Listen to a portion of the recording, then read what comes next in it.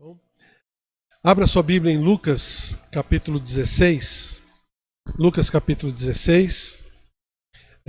Nós vamos falar um pouco hoje sobre um tema muito importante, mas que diz respeito também ao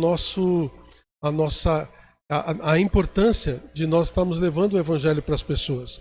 Lembra que nós estamos nós estamos no nosso mês de missões, encontrando Deus num mundo sombrio. E nós temos falado já a respeito de várias situações em que as pessoas estão passando durante essa pandemia, durante todo esse processo dentro do mundo, né? Mas há uma esperança, e essa esperança está no Senhor. Não só uma esperança de resolução de problemas aqui, mas também de vida eterna. E é isso que nós estamos pregando, é isso que nós estamos propagando. Nós estamos querendo que durante o nosso mês de missões a gente possa nos despertar para levar o Evangelho para as pessoas. Porque as pessoas que morrem sem Cristo têm um destino marcado. Você sabe para onde elas vão? Exatamente. O inferno foi uma coisa que o Senhor Jesus ensinou durante muitas vezes no seu ministério.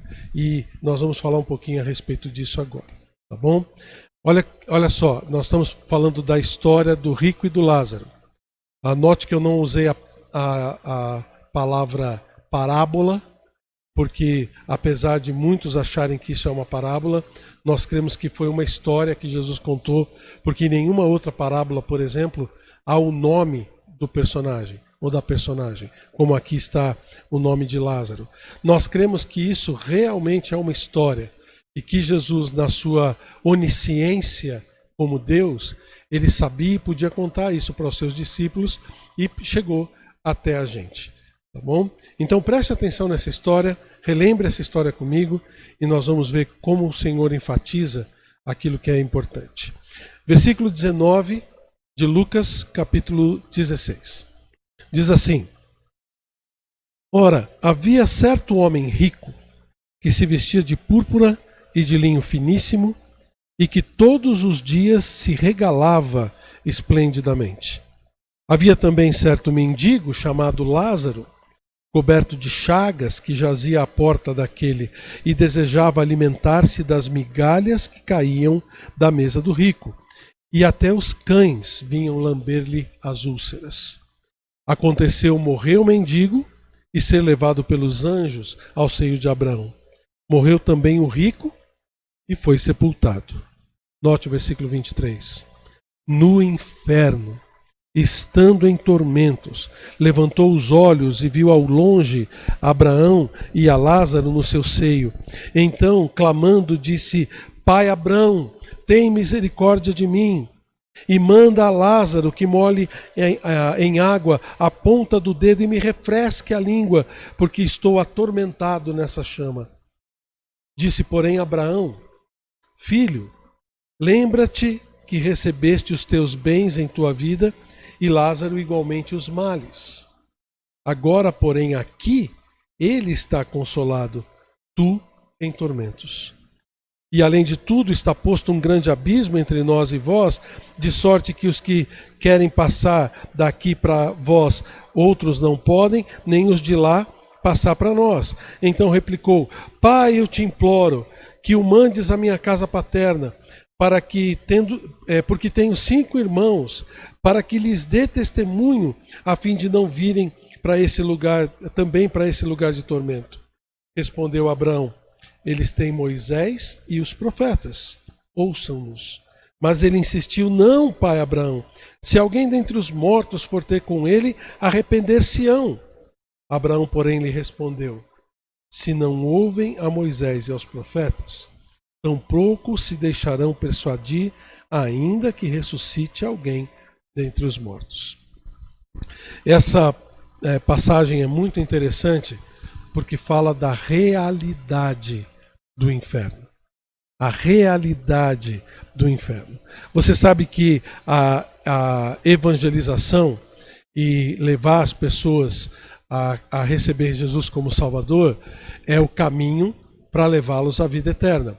Jesus mesmo disse: eu sou o caminho, a verdade e a vida, ninguém vem ao Pai senão por mim.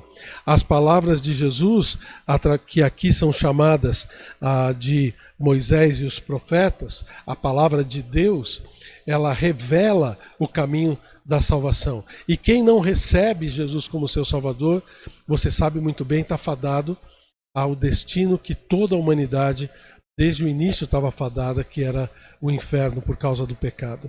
Mas Jesus veio, morreu para nos dar a salvação, pagou o preço dos nossos pecados na cruz, e através deste sangue derramado na cruz, o caminho para o céu foi aberto. Então, para que alguém nesse momento não pereça, não vá para o inferno, basta receber o Senhor Jesus como Salvador pela fé. E através disso, o caminho para o céu está aberto. Muda-se o destino da pessoa, ela deixa de ir para o inferno e vai para o céu. Bom, eu não devo estar falando nenhuma novidade para você. Você sabe disso. Principalmente você que um dia já entregou a sua vida ao Senhor. Alguém chegou para você e contou essa história. Contou essa situação em que você podia entregar a sua vida ao Senhor e você recebeu. E você hoje, se morrer agora, você vai para onde? Se você não tem certeza, você precisa falar com a gente. Entre em contato com a gente, mas se você respondeu, eu vou para o céu, é porque você já entregou a sua vida ao Senhor Jesus Cristo. Então eu tenho uma pergunta para você. Por que nós não saímos agora correndo para falar de Jesus para as pessoas que estão à nossa volta e que não têm Cristo como Salvador ainda? Se essas pessoas morrerem agora, para onde elas vão? Ah, mas ninguém em volta de mim vai morrer. Como é que a gente sabe? Você sabe muito bem que a grande maioria das notícias de morte que a gente recebe são surpresa. A gente muitas vezes não sabia nem que aquela pessoa estava doente ou que um acidente acontece. Claro que a gente não quer que isso aconteça, mas existe uma urgência, porque para morrer, basta a gente estar vivo. E depois da morte não há mais uma segunda chance. Depois da morte o caminho está traçado. Depois da morte o destino está traçado. Não há mais como passar de um lugar para o outro. E se as pessoas morrem sem Cristo, elas estão fadadas a passar a eternidade no inferno. Você entende essa realidade? Porque se a gente entendesse de verdade, se a gente realmente se importasse com isso, a gente estaria muito mais aplicado na evangelização. Eu creio que a gente não se importa tanto com o inferno quanto a gente deveria se importar. Porque o inferno é o perigo que todas as pessoas correm quando estão sem o Senhor Jesus Cristo. Imagine, deixa eu tentar me explicar, imagine um pouquinho essa cena. Você está ali na frente da sua casa e uma pessoa querida vem visitar você. Um amigo, um parente, alguém vem visitar você, estaciona o carro ali na frente da sua casa, na frente do seu prédio, e de repente a pessoa quer ir embora, você desce com a pessoa lá até a rua e vai se despedindo dela. Ela se despede de você, chega perto do carro dela, abre a porta e quando ela está dando aquele último tchauzinho ali antes de fechar a porta, você começa a perceber que no porta-malas do carro dela começa a aparecer um fogo, uma chama alta no porta-mala que ela não percebeu. O que você faz? Você sai correndo para avisar? Você grita para aquela pessoa? Ou você fala, eu não tenho tempo agora. Eu tenho que subir, eu tenho que voltar para casa porque eu deixei a tarefa para fazer. Não, eu falo para ela depois. Uma outra hora eu falo que o carro dela está pegando fogo. O que você acha? Essa seria a nossa atitude natural? Claro que não. A gente sairia correndo, a gente gritaria, falaria para a pessoa sair dali. Por quê? Porque ela pode morrer. Porque ela pode morrer queimada naquela situação. Aquilo é real para a gente está vendo a coisa. Mas se a gente olhar com os olhos da fé, nós também vamos poder enxergar o inferno. Por que a gente não consegue enxergar o inferno atrás das pessoas e a gente deixa elas andando na direção do inferno? Por que a gente não vai atrás dessas pessoas e começa então a levar o evangelho para elas? O inferno, irmãos, é uma realidade.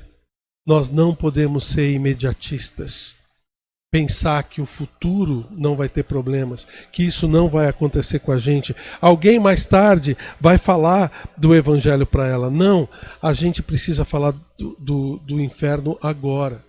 A gente precisa alertar as pessoas sobre a realidade do inferno agora. Porque o inferno realmente existe. E se as pessoas morrerem sem Cristo, vão acabar como esse rico na situação do inferno. Você sabe que o inferno é uma realidade, né? A palavra de Deus ensina pra gente. Nós não vamos entrar aqui em todos os detalhes a respeito do inferno, mas você pode depois ir buscar o ensinamento da palavra de Deus a respeito disso. Mas eu quero lhe dar algumas características do inferno. Primeiro, é um lugar de tormento. Você notou aqui no versículo 23 e 24 que o rico ele estava em tormento. Ele estava tão em tormento, ele estava tão queimando, que ele pede para que Lázaro molhe o dedo na água e uma gota refresque a sua língua. Você consegue entender, consegue notar quando uma única gota de água pode trazer alívio para alguém? O inferno, ele é um lugar de tormentos.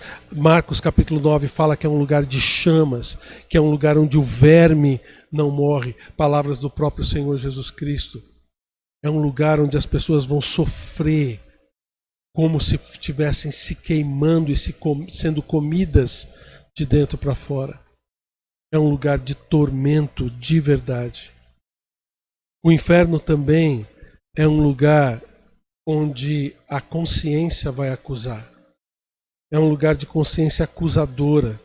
No versículo 25 a gente vê que o rico